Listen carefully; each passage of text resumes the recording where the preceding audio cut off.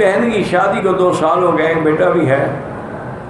شادی میں جہیز دینے کے باوجود دوسرے جہیز کی ڈیمانڈ کی وجہ سے اس نے میری بہن کو 1 مہینہ پہلے 1 طلاق بھیجی، جس آپ کو بہرحال اگر 1 طلاق ہے نا جی تو وہ رجوع ہو سکتا ہے، باقی پہلا جہیز لینا بھی حرام ہے اور مزید مانگنا بھی حرام ہے۔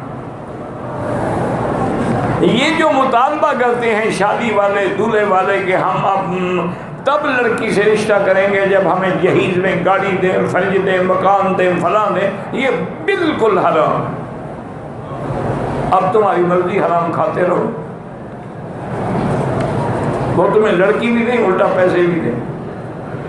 عجیب ہی بات ہے، بعض ملکوں میں لڑکیاں بیچی جاتی ہیں، ان کے پیسے ماں باپ لیتے ہیں، اور بعض ملکوں میں جہیز کے نام پر لاکھوں لڑکیاں جو ہیں بغیر شادی کے بیٹھی ہیں کہ کوئی جہیز کے بغیر شادی کرنے کے لیے تیار نہیں۔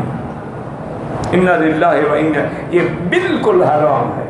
بلکہ ایک مسئلہ ساتھ یہ بھی یہ جو شادی ہوتی ہے، مثلا آج رخصتی ہے، یعنی دلہن کو ہم نے لے جانا ہے، تو دلہن کے گھر والے بیچارے کھانے کا انتظام کرتے ہیں، بڑی دعوتیں ہوتی ہیں، یہ کھانا بھی حرام ہے۔ دلہن کے گھر سے کیا کھانا؟ کھانا تو ولیمے کا سنت ہے جو دلہا کرے گا۔ لڑکی والوں کے گھر سے کھانا جو ہے وہ، ہاں کچھ رشتہ دار آ گئے، وہ ٹھہرے ہوئے، وہ تو کھائیں گے، لیکن یہ کہ نہیں جناب پہلے ان کو کسی بڑے شادی گھر میں پارٹی دو، یہ بالکل حرام۔ باقی تمہاری مرضی۔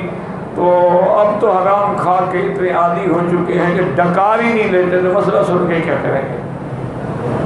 انا للہ و انا الیہ راجعون۔ وہ ایک مثال ہے، اللہ عالم سچی ہے جھوٹی ہے، ایک بکرا گم ہو گیا، تو راستے میں ایک مولوی صاحب جب انہیں پکڑ کے کھڑے ہو گئے اور اعلان کرتے رہے یہ کس کا بکرا ہے، آ کے لے جائے۔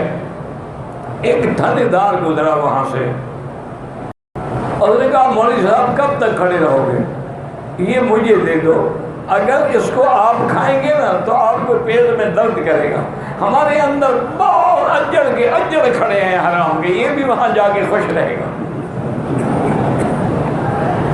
تو اب یہ ہے کہ چونکہ لوگ اتنی حرام کے عادی ہو چکے ہیں، نعوذ باللہ، بڑے بڑے اچھے گھرانے بھی یہی کا مطالبہ کرتے ہیں، بڑے یہ کیا کہیں برادری ہے، ناک کٹ جائے گی، وہ قرضہ لے کے لڑکی بھی تمہیں دے، قرضے لے کے تمہیں کھانے بھی کھلائے، تمہیں جہیز بھی دے، اور ساری زندگی وہ قرض ادا کرتا رہے، یہ قیامت تک تم پر اس کی لعنت ہوگی اور گناہ ہوگا۔